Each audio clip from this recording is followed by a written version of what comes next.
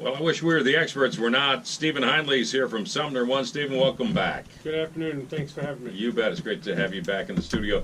So, first of all, SumnerOne, we're going to just get people familiar with the name. Tell us what you do there. SumnerOne is a technology company. Anywhere from we take care of things from your traditional copiers and printers all the way up to your networks, computers, your servers. So basically anything technology to include voice over IP systems. Great. Okay. And customers come to you with their problems, and you come with back with answers there. That's the goal. Is we bring solutions to all your technology woes. Somebody texted us not too long ago. Said, "Is guy having a stroke?" And now you can explain that it was my computer, correct? Because I read everything off of the computer. I think that Right, must everything. be what it was. Yeah. It's got to be. There's It's got to be. nothing ad lib here. You've been in the studio. You know, hang on, let me turn the page. Yeah. You know, where was I? It was a compound sentence. Yeah, right.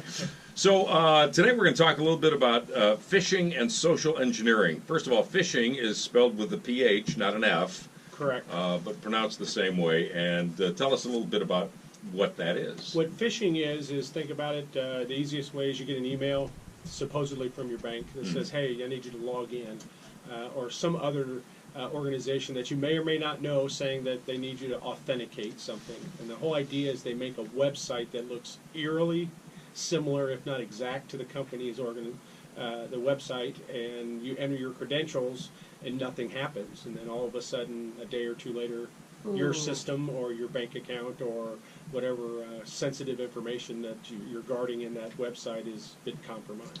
I think, if I'm not mistaken, the online fraud is becoming rampant because people are realizing that, and we're teaching people all this tech stuff, and for you do good in the community with tech, but there's an other side of the equation, and what happens is these people will do anything to get into your pocket, and it's getting better and better and better. And how, as sort of a guy that's just sitting on my couch, kind of casually doing stuff, do I weed all that out? It's very, very difficult to weed that out for the simple fact that you have sophistication behind it. You have teams that they just absolutely that's all they do all day, every day. So the best recommendation that we can give you is just be wary of who you're getting information from. If you're not expecting an email from your bank or anything like that, don't answer it. The rule of thumb is no organization, no bank, no financial institution, no government institutions ever going to contact you by phone or email to ask you for sensitive information. It just won't happen. Okay. And I think another good rule of thumb is don't trust anything you read online. Always second guess it. Absolutely. Just because it's on the internet or online or in a Sure. text well, text not so bad. Hopefully you'll know where the text is from, right? Sure. You always second guess it. You're absolutely right. How can we start our own phishing company? Oh, wait, are we still on the air? We're still on the air. I'm sorry, we're on the air. Julie, let Steve borrow your headphones. Yes. I'm sorry, I didn't bring in an extra pair for him. And Don is here, and Don's got a tech question here. Don, thanks for listening to the Guy Phillips Show on the Big 550. You're on with Steve Hindley from SumnerOne. Sure.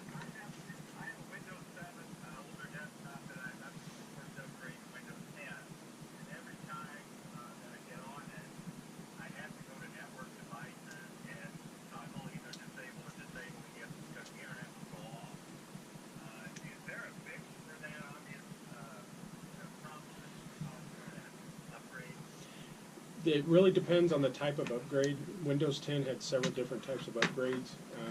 The best scenario there is to do a fresh install if you've got the option to do an offline install, which will actually install fresh.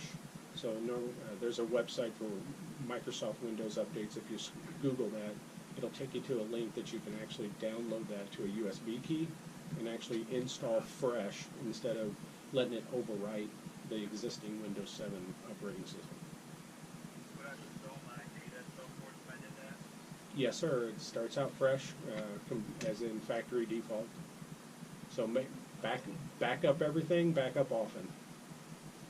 No, I get it. It's just the nice part about doing the 10 from 7 was that it didn't take all the data off. unfortunately, there's some minor problems that is better for you to start fresh. Yeah, start fresh. Back.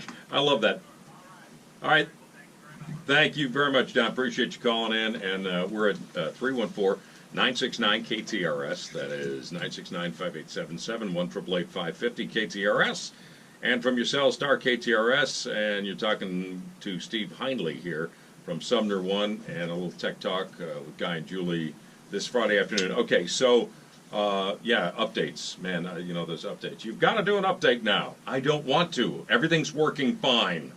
Doesn't it seem like whenever you update something, something else Then goes? the glitches happen. Yeah. Absolutely, and Windows 10 doesn't give you as many options to not do it anymore.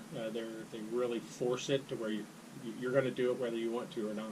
Yeah, it's funny because I bought a new, I like to call this my $900 paperweight.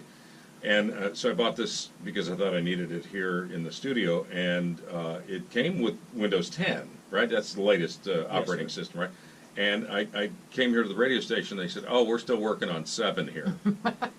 Great, fantastic. So this can't talk to anybody or do anything.